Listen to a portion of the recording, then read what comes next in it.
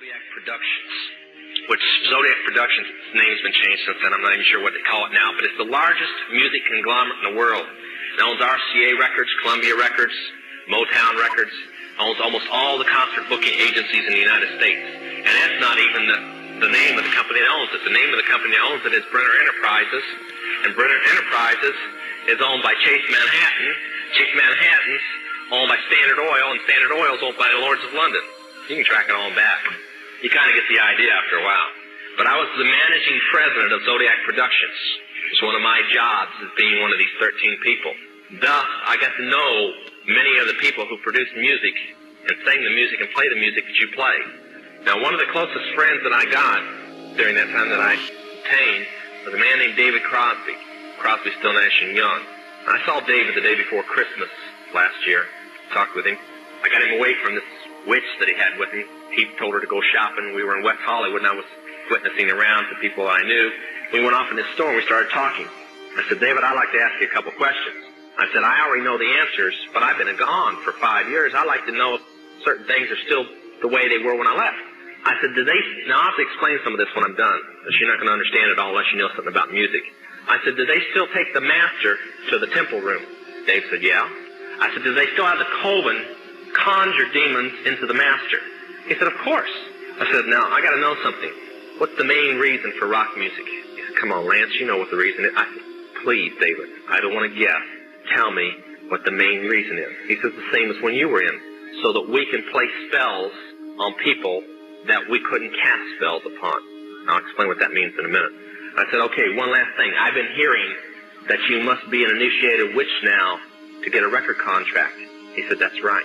He says, many of us that weren't total witches have to be witches now in order to produce music. I said, thank you.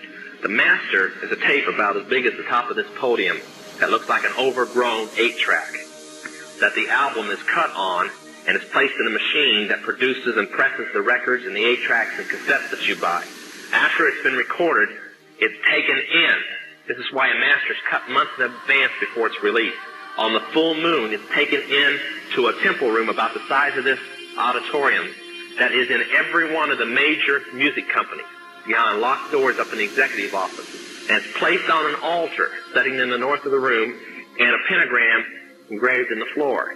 And 13 hand-chosen witches and wizards and a coven come in and conjure a principality or a power up, usually Regia or something like that, and order him to tell the demons under him to follow every record and every tape coming off of that master.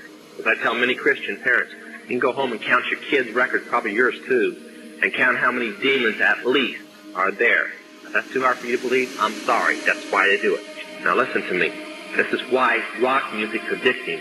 Have you ever seen kids that got rid of their music? They go around like this. They can't wait to find a rock station somewhere, and they sneak off just like getting a cigarette or a fix, because it's addicting. That's why they can't give it up. The rest of the conversation was this. You can't cast a spell on a Christian, but you can get a Christian to cast a spell on themselves.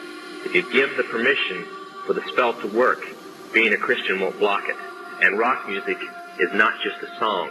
It is supernatural music that which is carefully designed by their spirit guides or familiar spirits in the form of spells.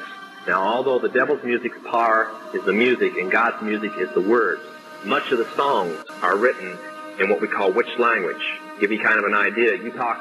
Many of you talk on a CB, unless you know what a smoky is, and a 10-4, and a front door and back door and rocking chair and these type of things. You don't know what you're talking about.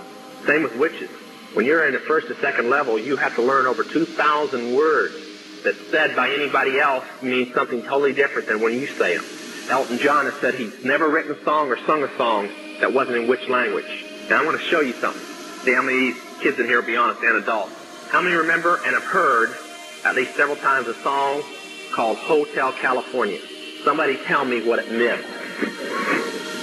Quickly, somebody tell me what it meant. Huh? That's pretty close. But from the words, what did it mean? Well, that's more of a guess. See, most people can't tell you. That's why when people do drugs and they listen to songs in which language, they get some of the meaning. But most of the time, they can't tell you. Stop and think how many songs are out there that you really like, and you don't have any idea what the person was talking about. Beyond the Yellow Brick Road? How about The Destroyer by Kiss? Can anybody tell me what it's about? Kiss said in it, kids, kill your parents. They're talking about Helter Skelter. Beatles sung Helter Skelter in which language? Nobody knew what it meant. Manson did because he belonged to the process. Helter Skelter is a several thousand-year-old word. Most of the music is either about Helter Skelter or a place called the Night Winds, which is what Hotel California is about, and different doctrines of witchcraft. You listen to them, your parents let you listen to them, and they have no idea. Kiss openly bragged how they were gaining control of people through their music because the people played their music. They told how they didn't form their own group. Their church, because they were ordained ministers of the Satanist church, placed them together. And that's how most of the music is done. David Crosby, when him and Crosby, Still, Nash and Young produced the record Two-Way Street, they ordered the Principality of Madrid to order Demons of Rebellion to go into the record, and everybody that heard it would be rebellious against law and order and government. And it was one of the reasons for the great upheaval in the 60s was that one album, and they take open credit for it.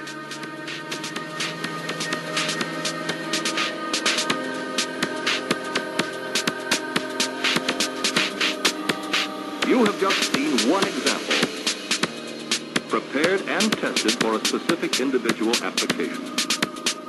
This completes the ASA test. Polarization of light, although it can be a source of lovely form and color, is primarily a useful and important phenomenon to scientists, builders, artists, and engineers.